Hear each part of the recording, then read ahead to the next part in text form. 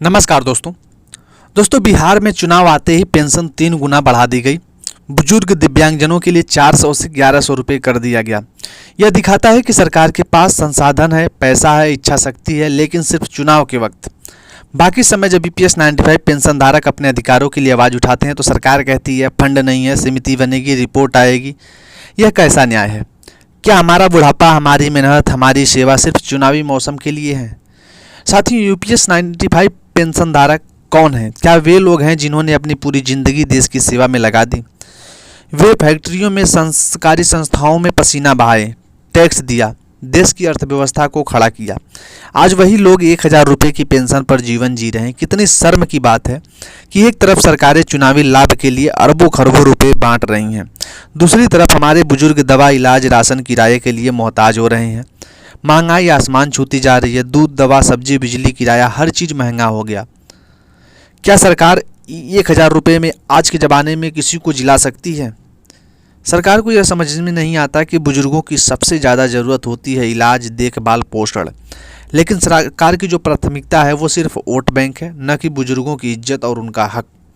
सरकार हर बार वादा करती है कि हम EPS 95 पेंशन बढ़ाएंगे, महंगाई भत्ता देंगे, पुरानी पेंशन बहाल करेंगे, लेकिन हकीकत क्या है? हर बार सिर्फ कमेटी बनती है, रिपोर्ट आते हैं, आश्वासन, कभी EPFO की आड़ में बजट, कभी दोस्तों चुनावी के आड़ में बजट, कभी दोस्तों हमारे अधिकारों को टाला जाता है।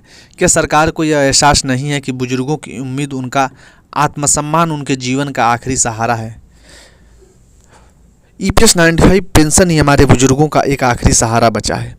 आज EPS 95 पेंशन धारकों का आक्रोश चरम पर है। हमने सड़कों पर प्रदर्शन किए, संसद में धरना दिया, प्रधानमंत्री, वित्त मंत्री, श्रम मंत्री, सबको ज्ञापन सौंपा, लेकिन हर बार सिर्फ आश्वासन, झूठे वादे। क्या हम इंसान नहीं हैं? क्या हमने वोट बैंक समझा जाता है? सरकार को याद रखना चाहिए कि आज वो बुजुर्ग हैं, वही कल मतदाता होंगे, वही समाज की ऋण है। अगर सरकार ने हमारी अनदेखी की तो हम भी अपना जवाब चुनाव के साथ देंगे और दोस्तों सड़कों पे देंगे, हर मंच से देंगे। EPS 95 पेंशन को 1000 रुपये में जीने को मजबूर करना सिर्फ आर्थिक नहीं, सामाजिक अन्याय भी है। यह बुजुर्गों की इज्जत के खिलाफ है, यह संविधान की आत्महत्या है। क्या सरकार को चाहिए कि तुरंत EPS 95 पेंशन बढ़ा दे, महंगाई भत्ता दे, बुजुर्गों को सम्मानजनक जीवन दे? आज मैं आपके सामने ऐसे ही मुद्दे को लेकर खड़ा हूं दोस्तों। ये सिर्फ बुजुर्गों के चुनावी मुद्दों से जुड़ा नहीं है, ये बल्कि सरकार की संवेदनहीनता और दोहरे मापदंडों को भी उजागर करता है।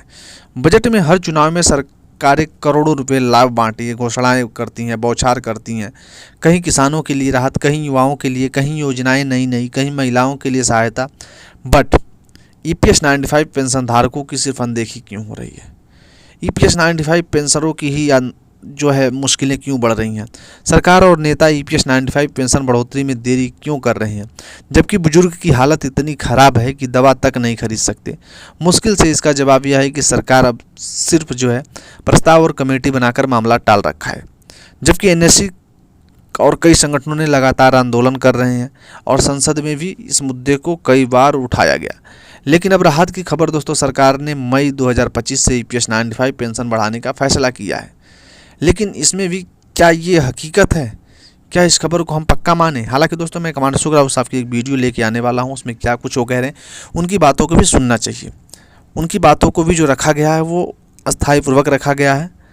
EPS 95 पेंशन धारक कौन है, सब कुछ बताया गया है। वे कौन लोग हैं जिन्होंने अपनी ज़िंदगी के 20 से 30 साल फैक्ट्री, कंपनी में और सार्वजनिक स्थानों में देश की सेवा में लगा दिया। आज जब उन्हें आराम, सम्मान और सुरक्षा चाहिए तब उनकी पेंशन में सिर्फ 1000 रुपये की बढ़ोतरी हो रही है। सोचिए, क्या 1000 रुपये में आज के ज़माने में कोई जी सकता है? इस पर गंभीरता से विचार करने वाली बात है। हर बजट में, हर चुनाव में सरकारें करोड़ों रुपये बांटती हैं। बिहार के चुनाव आते ही पेंशन 3 गुना बढ़ा दी गई। किसानों के लिए बोनस, युवाओं के लिए स्कीम, महिलाओं के लिए सहायता, हर जगह घोषणाएं होती हैं। लेकिन EPS 95 पेंशन हर बार सिर्फ वादा, सिर्फ कमेटी, सिर्फ रिपोर्ट का ही हवाला दिया जाता है। फंड नहीं है, फंड की कमी है। EPFO देखेगा, कभी आर्थिक समीक्षा होगी। क्या हमारे बुजुर्गों की ज़िंदगी इतनी सस्ती है? क्या हम चुनावी मौसम में याद किए जाने वाले आंकड़े हैं?